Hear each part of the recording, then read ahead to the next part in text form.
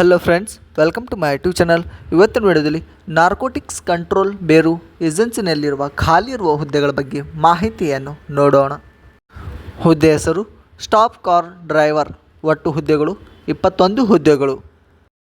ವಯೋಮಿತಿ ನೇಮಕಾತಿ ಅಧಿಸೂಚನೆ ಪ್ರಕಾರ ಅಭ್ಯರ್ಥಿ ಗರಿಷ್ಠ ವಯಸ್ಸು 15/10/2024ರಂತೆ 56 ವರ್ಷಗಳನ್ನು ಹೊಂದಿರಬೇಕು.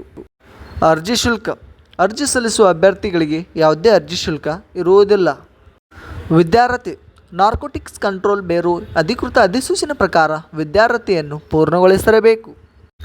ವೇತನ ಶ್ರೇಣಿ ಅಧಿಕೃತ ಅಧಿಸೂಚನೆ ಪ್ರಕಾರ ಮಾಸಿಕ 5,200ರಿಂದ 20,200 ರೂಪಾಯಿ ವೇತನವನ್ನು ನಿಗದಿಪಡಿಸಲಾಗಿದೆ.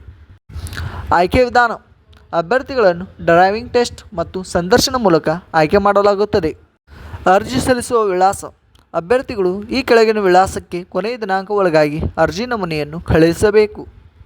ಪ್ರಮುಖ ದಿನಾಂಕಗಳು ಆಫ್ಲೈನ್ನಲ್ಲಿ ಅರ್ಜಿ ಸಲ್ಲಿಸುವ ಪ್ರಾರಂಭ ದಿನಾಂಕ 16/8/2024. ಆಫ್ಲೈನ್ನಲ್ಲಿ ಅರ್ಜಿ ಸಲ್ಲಿಸುವ ಕೊನೆಯ ದಿನಾಂಕ 15/10/2024. ಹೆಚ್ಚಿನ ಉದ್ಯೋಗ ಮಾಹಿತಿಗಾಗಿ ನಮ್ಮ ಯೂಟ್ಯೂಬ್ ಚಾನಲನ್ನು ಸಬ್ಸ್ಕ್ರೈಬ್ ಮಾಡಿ. Thank you friends.